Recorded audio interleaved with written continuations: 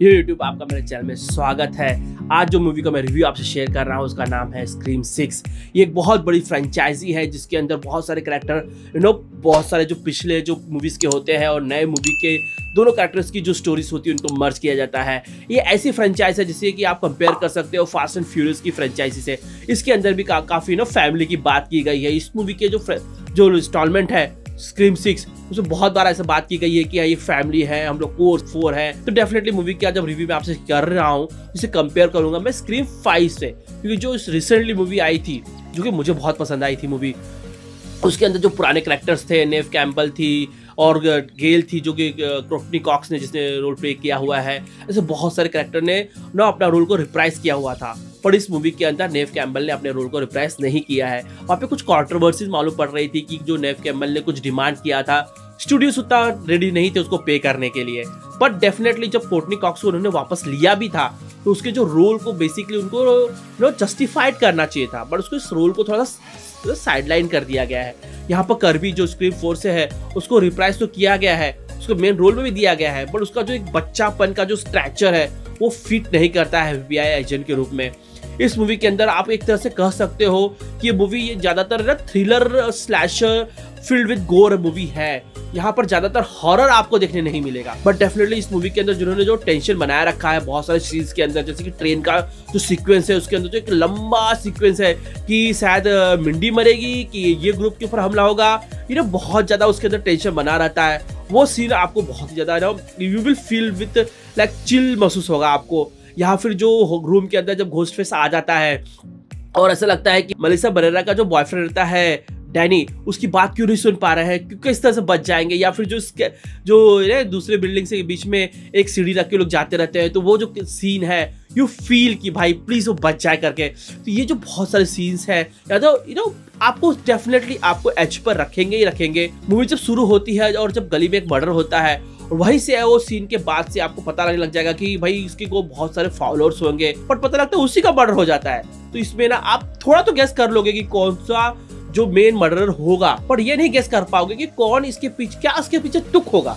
आप मूवी अपने आप को ही मॉक करती है, अपनी जॉनरा को मॉक करती है। विंड जिस तरह से एक्सप्लेन करती है कि किस तरह से इसमें कौन किलर हो सकता है, किस तरह से इसका एक तरह से एक जेनरिक फॉर्मूला होता है, कौन इसमें जो बाहर से आता है वही मर्डरर होता है, वो ऑब्सेस्ड होता है घोस्ट फेस के साथ। तो वो जो चीज है वो अपने आप को ही बेसिकली ना अपने मूवी के द्वारा अपने उसको मॉक करने की कोशिश करती है। और ये मूवी अंत में ना बताने लगती है कि किस तरह से इसके पीछे तुक हो सकता है, कि क्या रीजनिंग थी कि जो नए घोस्ट फेस आए हुए हैं और जो मल्टीपल घोस्ट फेस आए हुए हैं वो उनका क्या तुक है, और क्यों लोग ना मेलिसा बरेरा और जेना ऑर्टेगा जो वेडनेसडे की हीरोइन है उनको मारना चाहते हैं। ये मूवी के अंदर ना बेसिकली नेव कैम्पबेल की थोड़ी सी तो कभी महसूस हुई, बट ये मूवी अपने आप को बेसिकली ना ये हिंज करती है जेना ऑर्टेगा और मेलिसा बरेरा के कैरेक्टर्स के ऊपर, और उन दोनों सिस्टर्स ने अपने रोल को बेहतरीन तरीके से निभाया है। यहाँ पे आपको बहुत ज्यादा वायलेंस मिलेगा गली के अंदर, जो ट्रेन के अंदर सीक्वेंस है, जो रूम के अंदर सीक्वेंस है, जो जो स्टोर के अंदर सीक्वेंस है। यू फील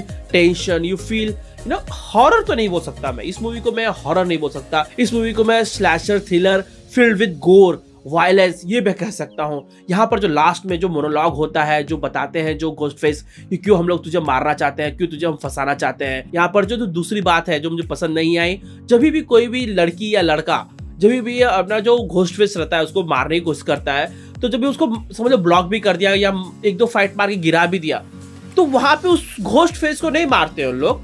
वहां पे जब गिर जाता है तो वहां से वो भागने की कोशिश करते हैं चिल्ला के बचाओ बचाओ करके।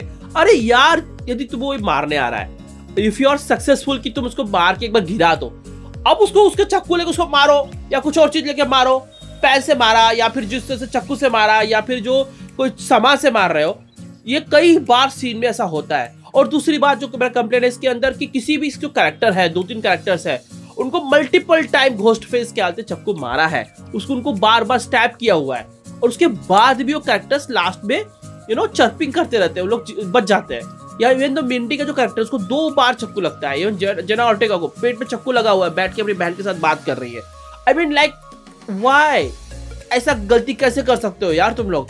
यदि किसी को पेट पे चक्कू लगा है तो वो आराम से आके बैठेगी नहीं, वो फाइट नहीं कर पाएगी, बट वहां पे दिखाया गया एक के मुंह में चक्कू मारा है, वो वापस जिंदा होके। आई मीन मैं स्पॉइल नहीं करना चाहता यार, बट इट इज ये ब्लेटेंट वहां पे ना आपको कुछ कमियां दिखेंगी जो कि आप लोग खुद एक नॉर्मल व्यूअर की तरह खुद ही गैस कर सकते हो कि ये कैसे कर रहे हैं लोग।